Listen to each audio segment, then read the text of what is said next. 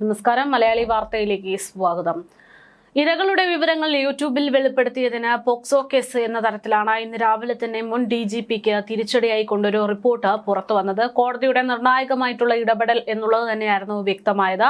POCSO കേസാണ് എന്നുള്ളത് വ്യക്തമായി കഴിഞ്ഞു. പക്ഷെ എന്താണ് ഇതിൽ മുൻ DGP ആയിരുന്ന ആർ ശ്രീലേഖയ്ക്ക്, കൗൺസിലർ ആയിരുന്ന ആർ ശ്രീലേഖയ്ക്ക് പറയാനുള്ളത് എന്ന് ഉറ്റുനോക്കുകയായിരുന്നു ജനങ്ങൾ. ഇപ്പോൾ എന്തായാലും തന്നെ പോക്സോ കേസ് എന്നൊന്നും പറഞ്ഞ് പേടിപ്പിക്കേണ്ടതില്ല, തനിക്ക് ഈ വിഷയത്തിൽ കൃത്യമായിട്ടുള്ള കാര്യങ്ങൾ പറയാനുണ്ട് എന്ന് പറഞ്ഞുകൊണ്ട് തന്റെ നിരപരാധിത്വം അന്വേഷണം വരുമ്പോൾ തെളിയുമെന്ന് പറഞ്ഞുകൊണ്ട് ആർ ശ്രീലേഖ തന്നെ രംഗത്തേക്ക് വരികയാണ്. അവരുടെ വാക്കുകളിലേക്ക്. പോക്സോ ഇറങ്ങിയപ്പോൾ വളരെയധികം സന്തോഷിച്ചിരുന്ന ഒരാളാണ്. കുട്ടികൾക്ക് വേണ്ടിയും സ്ത്രീകൾക്ക് വേണ്ടിയും വളരെയധികം പ്രവർത്തിച്ചിരുന്ന ഒരാളുമാണ്. പ്രത്യേകിച്ച് നിർഭയ സ്കീം വന്നപ്പോൾ അതിൻ്റെ നോഡൽ ഓഫീസറായിരുന്നു. ഇപ്പോൾ ഈ കേസ് വന്നിരിക്കുന്നതിൽ ഞാൻ അറിഞ്ഞത് 2020-21 ഞാൻ ചെയ്ത ഒരു വീഡിയോ, സസ്നേഹം ശ്രീലേഖ എന്ന ചാനലിൽ ഞാൻ ചെയ്ത വീഡിയോയിൽ ഒരു പ്രായപൂർത്തിയാകാത്ത പെൺകുട്ടിയുടെ പേര്, പീഡനത്തിനിരയായി മരണപ്പെട്ട പെൺകുട്ടിയുടെ പേര് വെളിപ്പെടുത്തി എന്നാണ് പറഞ്ഞിരിക്കുന്നത്. ആ കുട്ടി ഇപ്പോൾ കിളിരൂർ കേസാണ് പറഞ്ഞിരിക്കുന്നതെന്നാണ് അറിഞ്ഞത്. ആ കേസ് ഞാൻ നേതൃത്വം നൽകിയ ടീമാണ് അന്വേഷിച്ചത്. അതിലെ എല്ലാ പ്രതികളെയും ശിക്ഷിക്കുകയും ചെയ്തു. കേരള പോലീസ് അന്വേഷിച്ച് പിന്നീട് CBIക്ക് കൈമാറിയ കേസാണ്.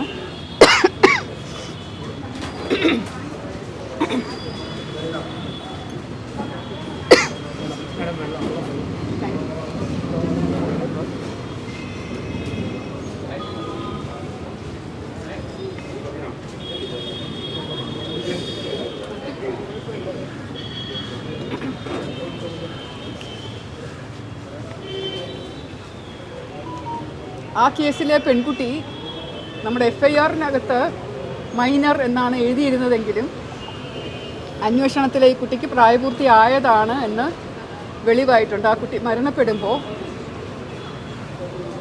അതിൻ്റെ പ്രായം 2003 എൻ്റെ ഓർമ്മ. 2002 രജിസ്റ്റർ ചെയ്ത കേസ് 2003 പെൺകുഞ്ഞ് മരിച്ചുപോയി. അപ്പോൾ അതിൻ്റെ പ്രായം 20നോട് അടുപ്പിച്ചിട്ടുണ്ടായിരുന്നു. അപ്പോൾ വളരെ ചെറിയ കുട്ടി ആയതുകൊണ്ടായിരിക്കും അങ്ങനെ ഒരു ധാരണ പൊതുവെ വന്നത്. അതുകൊണ്ട് ആ കുട്ടി മൈനർ അല്ല, 18 വയസ്സിന് മുകളിലുള്ളതായിരുന്നു. ആ ഒരു കാര്യം കൊണ്ട് പോക്സോ കേസ് ഇതിനകത്ത് നിൽക്കില്ല. അപ്പോൾ പോക്സോ കേസ് നിൽക്കില്ല എന്നുള്ള കാര്യം പോലീസ് ഒന്ന് അന്വേഷിച്ചാൽ മനസ്സിലാവും. കാരണം ഇതിപ്പോൾ ഒരു അഡ്വക്കേറ്റ് കൊടുത്തിരിക്കുന്ന ഒരു ഹ്യൂമൻ റൈറ്റ്സ് സിവിൽ റൈറ്റ്സ് ഫോറത്തിൻ്റെയോ മറ്റോ ഒരു അഡ്വക്കേറ്റാണ്. അദ്ദേഹം കൊടുത്തിരിക്കുന്ന കേസ് ഇപ്പോഴാണ്. അത് വ്യക്തി ഹത്യ നടത്താൻ വേണ്ടി ഇപ്പോൾ ഞാൻ രാഷ്ട്രീയത്തിൽ കയറിയപ്പോൾ മുതൽ എനിക്കെതിരെ ഇതുപോലെയുള്ള പരാമർശങ്ങൾ, വിമർശനങ്ങൾ, വ്യക്തിഹത്യകളൊക്കെ നടന്നുകൊണ്ടിരിക്കുകയാണല്ലോ. അപ്പോൾ ഇപ്പോൾ പ്രത്യേകിച്ച് ഇലക്ഷൻ അടുത്ത് വന്നുകൊണ്ടിരിക്കുമ്പോൾ ഇതുപോലെ വീണ്ടും വേണം കുത്തിപ്പൊക്കാൻ വേണ്ടി കൊടുത്തതാണെന്നാണ് എനിക്ക് തോന്നുന്നത്. ഒരു അമ്മയും ഒരു സ്ത്രീയും ഒരു പോലീസ് ഉദ്യോഗസ്ഥയുമായിരുന്ന ഞാൻ ഒരിക്കലും അറിഞ്ഞുകൊണ്ട് ഒരു പെൺകുട്ടിക്കോ സ്ത്രീക്കോ പീഡനത്തിനിരയായ ഒരു വ്യക്തിക്ക് ദോഷകരമാവുന്ന ഒന്നും ചെയ്യുകയുമില്ല, ചെയ്തിട്ടുമില്ല, അതിൻ്റെ മനസ്സിൽ കൂടെ പോലും പോവില്ല.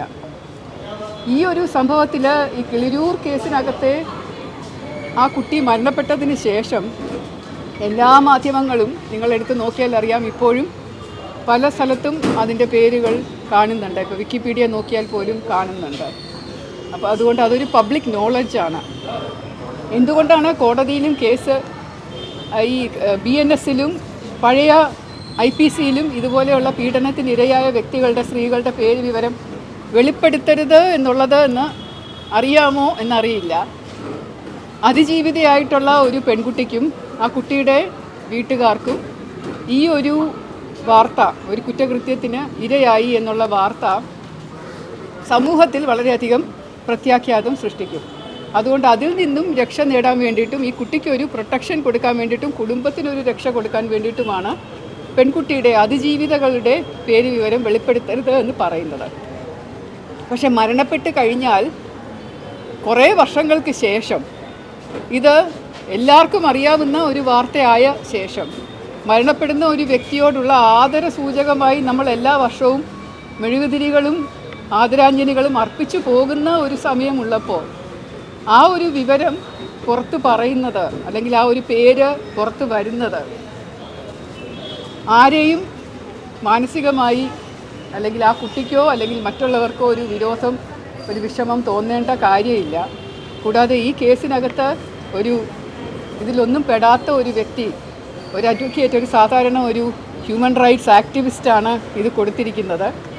അതുകൊണ്ടുള്ള ഉദ്ദേശം നിങ്ങൾക്ക് അറിയാമല്ലോ. ഇത് ഈ കുട്ടികളുടെ മാതാപിതാക്കൾക്കോ ഒന്നും ഒരു പരാതി, ബന്ധുക്കൾക്കോ ഒന്നും ഒരു പരാതി ഉള്ളതായി കാണുന്നില്ല. എൻ്റെ ഈ വീഡിയോ ഇറങ്ങിയിട്ട് ഇപ്പോൾ ഇത്രയും വർഷമായി, 7-8 വർഷമായി. ഇപ്പോൾ ഞാൻ വിരമിച്ച ശേഷം നേരത്തെ ഒരു ബ്ലോക്ക് സ്പോട്ടിനെ പറ്റി പറഞ്ഞിട്ടുണ്ട്. അതിനകത്ത് പറഞ്ഞിരിക്കുന്നതും ഒരു പ്രായപൂർത്തിയായ കുട്ടിയുടെ പേരാണ്. കുറുപ്പുംപടി പോലീസ് സ്റ്റേഷനിലെ ഒരു കുറ്റകൃത്യത്തിലെ റേപ്പ് ആൻഡ് മർഡർ വിക്ടിമിൻ്റെ പേര് ഞാൻ വെളിപ്പെടുത്തി എന്ന് പറയുന്നുണ്ട്. അതും കുട്ടിയല്ല, പ്രായപൂർത്തിയായ വ്യക്തിയായിരുന്നു. പിന്നെ വേറൊരു കുട്ടിയുടെ പേര് പറയുന്നുണ്ട്, കവിയൂർ കേസ്. കുട്ടിയുടെ പേര് ഞാൻ ഒരിടത്തും വെളിപ്പെടുത്തിയിട്ടില്ല. ആ കേസ് ഞാൻ അന്വേഷിച്ചിട്ടില്ല, അതിനെക്കുറിച്ച് ഞാൻ സംസാരിച്ചിട്ടുമില്ല. അത് നിങ്ങൾക്ക് പരിശോധിച്ചാൽ മനസ്സിലാവും. അപ്പോൾ പോലീസ് അന്വേഷിക്കട്ടെ. ഒരു CMP ആകുമ്പോൾ കേസ് എടുക്കണമല്ലോ, പോലീസ് അന്വേഷിക്കണമല്ലോ. അപ്പോൾ അന്വേഷിക്കുമ്പോൾ പോലീസിന് മനസ്സിലാവും ഇതിനകത്ത് പോക്സോ ആക്ട് നിൽക്കില്ല എന്നുള്ളത്. പോക്സോ ആക്ട് എന്ന് പറഞ്ഞ് വെറുതെ പേടിപ്പിക്കാൻ വേണ്ടി ഇട്ടിരിക്കുന്നതാണ്. അതുകൊണ്ട് അത് നിൽക്കില്ല. അത് പോലീസ് അന്വേഷണത്തിന് വെളിവാകും. മറ്റു കാര്യങ്ങളിൽ അവർ പോലീസ് അന്വേഷിച്ചിട്ട് ഉചിതമായ തീരുമാനം എടുക്കട്ടെ. ഇത്രയും മാത്രമേ ഇപ്പോൾ പറയാനുള്ളൂ. പക്ഷേ ഞാൻ വീണ്ടും ആവർത്തിക്കുന്നു, ഒരു സ്ത്രീ, ഒരമ്മ, ഒരു പോലീസ് ഉദ്യോഗസ്ഥ, ഇത്രയധികം സ്ത്രീകൾക്കെതിരെയും കുറ്റകൃത്യങ്ങൾ നടന്ന അല്ലെങ്കിൽ അന്വേഷിച്ച കുട്ടികൾക്കെതിരെയും കേസ് അന്വേഷിച്ച് തെളിയിച്ച ഒരു വ്യക്തി എന്നുള്ള നിലയ്ക്ക് എപ്പോഴും ഞാൻ ഇരകളുടെ കൂടെയാണ് നിൽക്കുന്നത്. അത് അവരുടെ കുടുംബാംഗങ്ങൾക്കും എല്ലാവരും, അവരും ആ കുട്ടികളും എല്ലാവരും ഇപ്പോഴും എന്നെ സ്നേഹിക്കുന്നതും എനിക്ക് വേണ്ടി പ്രാർത്ഥിക്കുന്നതും ഒക്കെ ഇതുകൊണ്ടാണെന്ന് ഞാൻ വിശ്വസിക്കുന്നു. പക്ഷേ ഇപ്പോൾ പോക്സോ നിലനിന്നില്ലെങ്കിലും ഒരു ഏരിയയുടെ പേര് വെളിപ്പെടുത്തി എന്ന് പറയുമ്പോൾ അതിനകത്ത് മറ്റ് വകുപ്പുകൾ വരാനുള്ള സാധ്യത നിലനിൽക്കുകയല്ലേ? BNSൻ്റെ സെക്ഷൻ 72 കൂടെ ആഡ് ചെയ്തിട്ടുണ്ട് ഇതിനകത്ത് എന്നാണ് ഞാൻ അറിഞ്ഞത്. BNS സെക്ഷൻ 72 നിൽക്കില്ല. കാരണം ഞാൻ ഈ പേര് വെളിപ്പെടുത്തിയിരിക്കുന്നത് 2022 BNS നിലവിൽ വന്നത് 2024. അതുകൊണ്ട് BNS എന്നുള്ള കേസിൻ്റെ അത് IPC ഇട്ട് വേണം ഇടാൻ. അതുകൊണ്ട് ഈ കേസിൻ്റെ FIR തന്നെ തള്ളിപ്പോകുന്ന ഒരു സ്ഥിതിയിലേക്കാണ് ഇപ്പോൾ കാണുന്നത്. പഴയ സംഭവങ്ങൾ ഇപ്പോൾ IPC ഇട്ടിട്ടാണ് പഴയ സംഭവങ്ങൾ ഇടേണ്ടത്.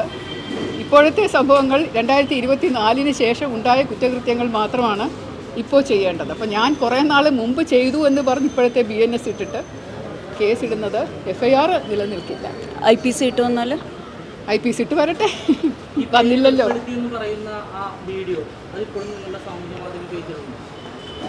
ഞാൻ ഇടയ്ക്കിടയ്ക്ക് ഞാനിപ്പോൾ സാമൂഹ്യ മാധ്യമത്തിൽ ആക്റ്റീവ് അല്ല. ഫേസ്ബുക്കിലും ഇൻസ്റ്റയിലും മാത്രമേ ആക്റ്റീവ് ഉള്ളൂ. എൻ്റെ യൂട്യൂബ് ചാനൽ ഞാൻ കുറച്ച് നാളായിട്ട് നിർത്തിവെച്ചിരിക്കുകയാണ്. ബ്ലോക്ക് സ്പോട്ട് എന്ന് പറഞ്ഞ് ഞാൻ എഴുതിയിരുന്നത് ഞാൻ സർവീസിൽ നിന്ന് വിരമിച്ച ശേഷം അത് നിർത്തിയിരിക്കുകയാണ്.